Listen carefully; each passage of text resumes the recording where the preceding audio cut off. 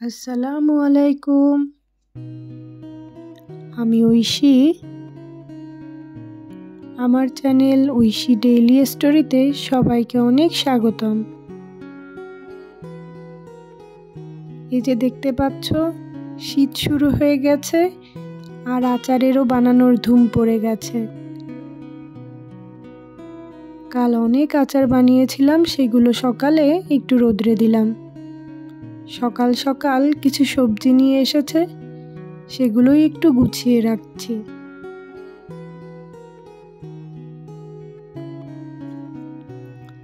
আজ খুব একটা কাজের প্ল্যান নেই, ড্রয়িং রুমটা একটু ডিপ ক্লিন করব আর সামান্য ছোটোখাটো অল্প কিছু রান্না বান্না। এই যে মটরশুঁটি নিয়ে এসেছে, এখন অল্প, তবে আমি মটরশুঁটিটা সারা বছর সংরক্ষণ করি। এবছর যখন আমি মটরশুঁটি সংরক্ষণ করব, ইনশাল্লাহ চেষ্টা করব তোমাদের সাথে শেয়ার করার। দেখতে দেখতে কিন্তু আমি ড্রয়িং রুমে চলেও এসেছি আর কাজেও লেগে পড়েছি। তোমরা যারা আমার ভিডিওটা দেখতে দেখতে এই পর্যন্ত চলে এসেছো, তাদের কাছে একটা রিকোয়েস্ট, প্লিজ আমার ভিডিওটা তোমরা একটা লাইক দিয়ে দেখে নিবে। আমার ভিডিওতে তোমরা অনেক কমেন্ট করো, কিন্তু লাইকের পরিমাণ কেন কমেন্টের থেকে কম? তোমরা যখন কমেন্ট করো আমার ভিডিওটাতে, তখন তো একটা লাইক দিতেই পারো, তাই না? তোমাদের একটা লাইক, একটা সুন্দর কমেন্ট আমাকে আর একটা সুন্দর ভিডিও তৈরি করতে অনেকটাই সাহায্য করে। আজ তোমাদের সাথে আমি আমার আরও একটা জিনিস শেয়ার করব। আমি আমার অবসর সময়ে কি করি। আমার কিছু শখ আছে, সেই শখগুলো আমি আমার অবসর সময়ে করে থাকি।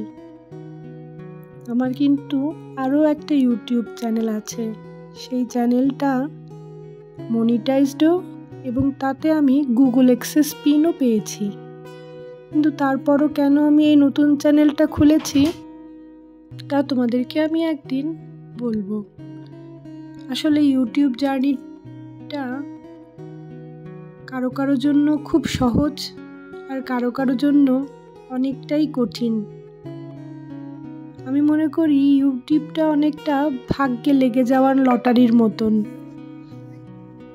দেখবে কেউ কিছুই জানে না, তারপরও তার ভিডিওটা অনেকটা সাফল্য করে নিয়েছে। আর অনেকে সব কিছু জেনে বুঝে ভিডিও দিয়ে যাচ্ছে, সব নিয়ম মাফিক করছে, তারপরও তার ভিডিওটা অতটা দূর পৌঁছাতে পারছে না। এর জন্য ইউটিউবটা ধৈর্য নিয়ে করে যেতে হয়। এখন অনেকটা শখের মতনই হয়ে গেছে। সব কিছুর সাথে ইউটিউবটাও আমাদের লাইফের একটা পার্ট হয়ে গেছে। যে ভিডিওটা না তৈরি করলে বা ভিডিওটা না দিলে ভালো লাগে না। এখান থেকে যে আমরা হাজার হাজার টাকা ইনকাম করছি তা কিন্তু নয়, কিন্তু ইউটিউবটা একটা শখের জায়গায় পরিণত হয়ে গেছে। তারপরও চেষ্টা করে যাচ্ছি, দেখি কতদূর সফল হতে পারি।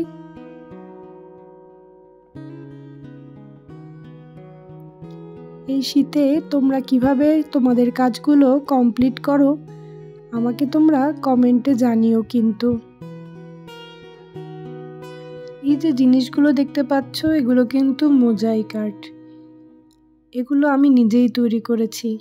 আমার ঘরের প্রায় 70% জিনিসই, যেগুলো দিয়ে আমি ঘর সাজিয়েছি, সব কিছুই আমার নিজের হাতে করা। এই জিনিসগুলোই করতে আমার বেশ ভালো লাগে এবং আমার অবসর সময়টা বেশ কেটে যায়। তোমরা তোমাদের অবসর সময়গুলো কিভাবে কাটাও আমাকে কমেন্টে জানিও। আসলে দেখো, যারা পুরুষরা আছে তারা তাদের কাজের পরে বন্ধু বান্ধবের সাথে আড্ডা দেয়, বলে সারাদিন কাজ করেছি, কিছুটা রিল্যাক্স বা মাইন্ডটাকে রিফ্রেশ রাখার জন্য বন্ধুদের সাথে সময় কাটাই। কিন্তু আমরা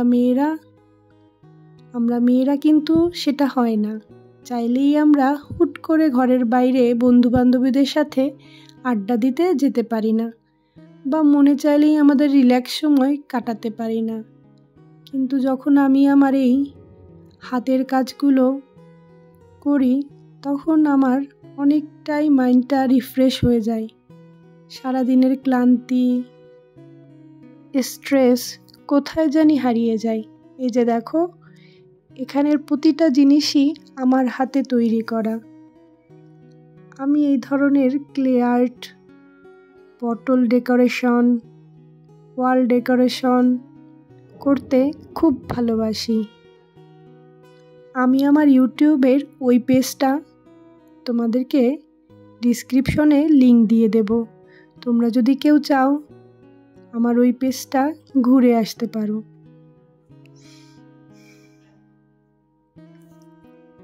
আসলে এই যে শখ বা ছোট ছোট কাজ আমাদেরকে একটা অন্যরকম প্রশান্তি দেয়। কত মানুষের কত ধরনের শখ থাকে, কত কিছু করতে তারা ভালোবাসে। কেউ ট্রাভেলিং করতে ভালোবাসে, কেউ গান গাইতে, কেউ নাচতে। আমার আসলে এই সব গুণ নেই, তবে আমার এই ছোটোখাটো আর্ট করতে বেশ ভালো লাগে। এই যে ফ্লাওয়ার ভাসটা দেখছো, এটাও কিন্তু আমার নিজের হাতের তৈরি। এই ফ্লাওয়ার ভাসটাও আমি কার্ডবোর্ড থেকে তৈরি করেছি। এগুলো আমার শখের কাজ, আর এগুলো আমার অবসর সময়ে অনেকটা মনের খোরাক পূরণ করে। এই যে হোম ডেকরগুলো বা ওয়াল ডেকরগুলো সবই আমার নিজের হাতের তৈরি। আমার অবসর সময়টা এগুলো করেই কেটে যায়। তারপরে আর কিছুই ভিডিও করা হয়নি। সন্ধ্যায় চলে এসেছি, চিতই পিঠা ভিজাবো। আমি পিঠা অত ভালো একটা বানাতে পারি না, তাই আমার হেল্পিং হ্যান্ডকে বললাম, যাও পাড়ার মোড় থেকে চিতই পিঠা কিনে নিয়ে আসো।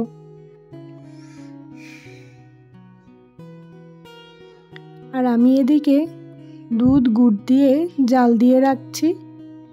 পিঠাটা আনলেই ভিজাবো। পিঠাও চলে এসেছে, দুধও জাল হয়ে গেছে, পিঠাগুলোও ভিজিয়ে দিলাম। তাহলে আজ এই পর্যন্তই।